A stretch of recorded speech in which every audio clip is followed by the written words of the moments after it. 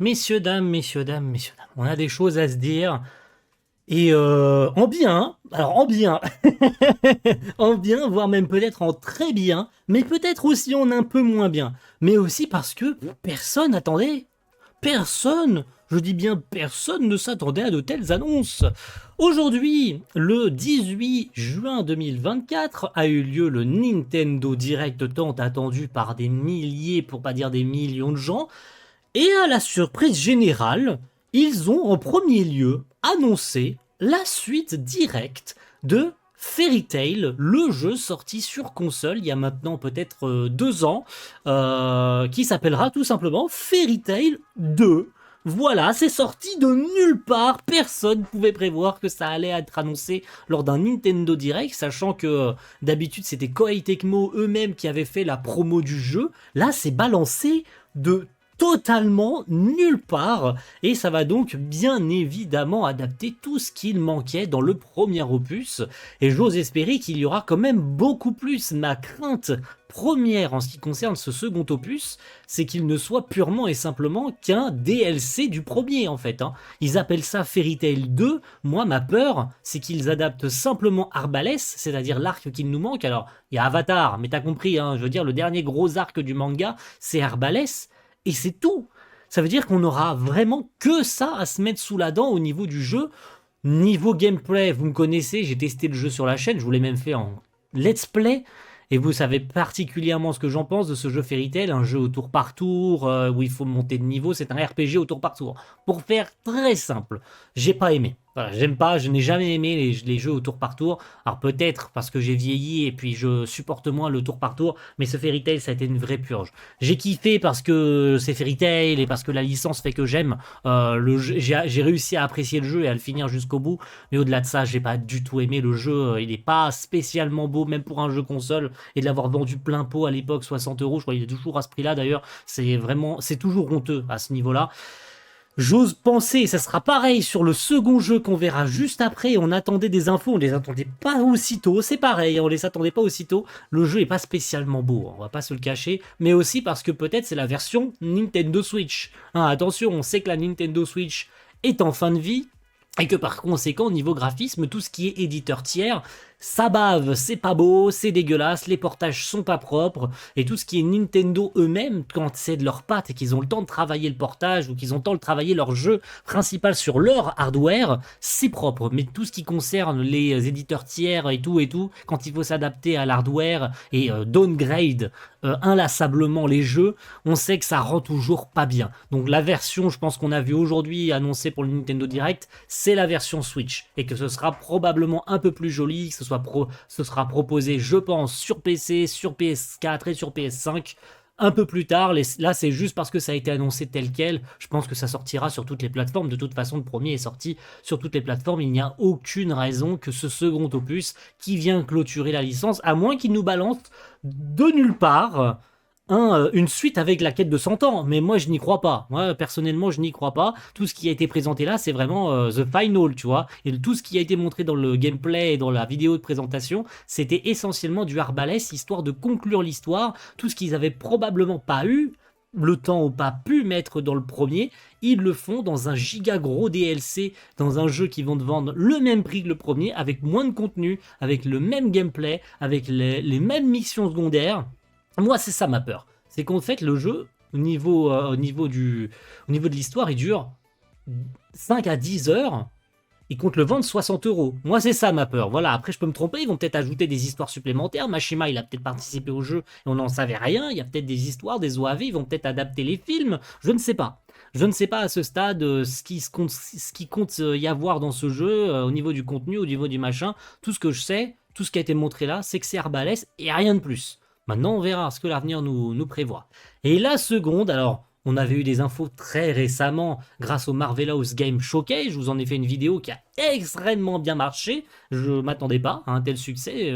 Comme quoi, visiblement, Pharmagia se fait quand même attendre. Et oui, on parle bel et bien de Pharmagia de chez Marvelous qui nous a enfin montré du gameplay.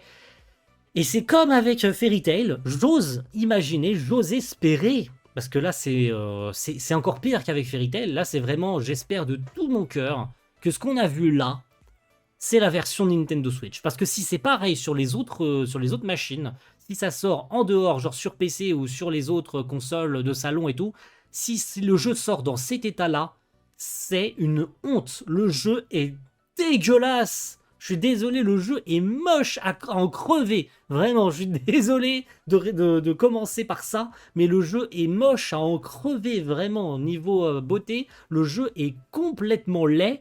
Donc, on en apprend un peu plus en ce qui concerne le jeu. Ça va être dans un premier temps un jeu, on va dire, de farming, dans lequel on s'allie à différents monstres dans des raids pour en affronter des plus gros, des gros boss, hein, avec des gigantesques dragons, des machins, des trucs, des chouettes. Bref, la sauce classique, quoi.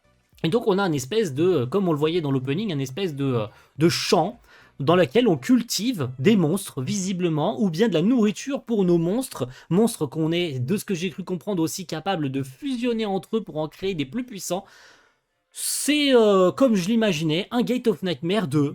Voilà, à ce stade en tout cas, de ce que j'en vois, c'est un Gate of Nightmare 2. Ça a l'air d'être quand même un jeu dans lequel on peut se déplacer librement dans un grand espace.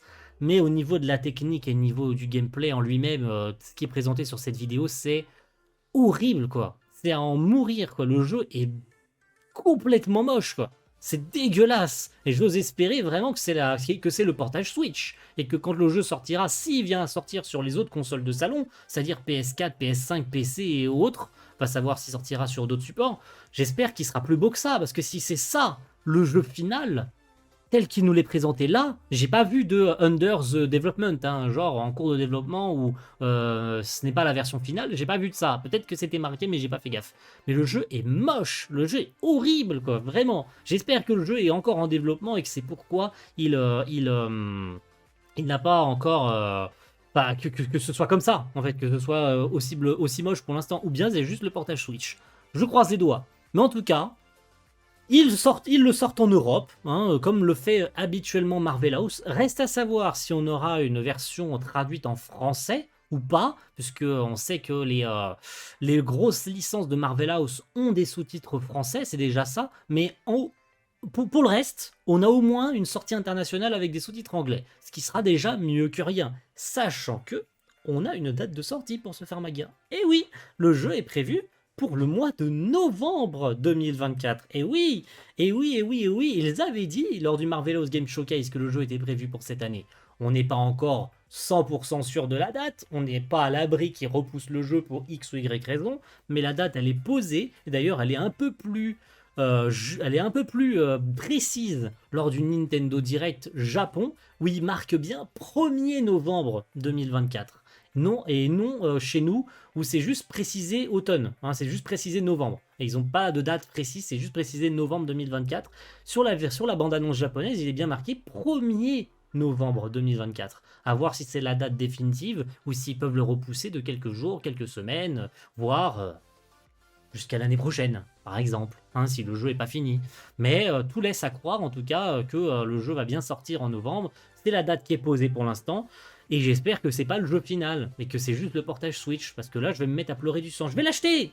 Je vais l'acheter et on le fera très probablement en let's play sur la chaîne. Fairy Tail, c'est pareil.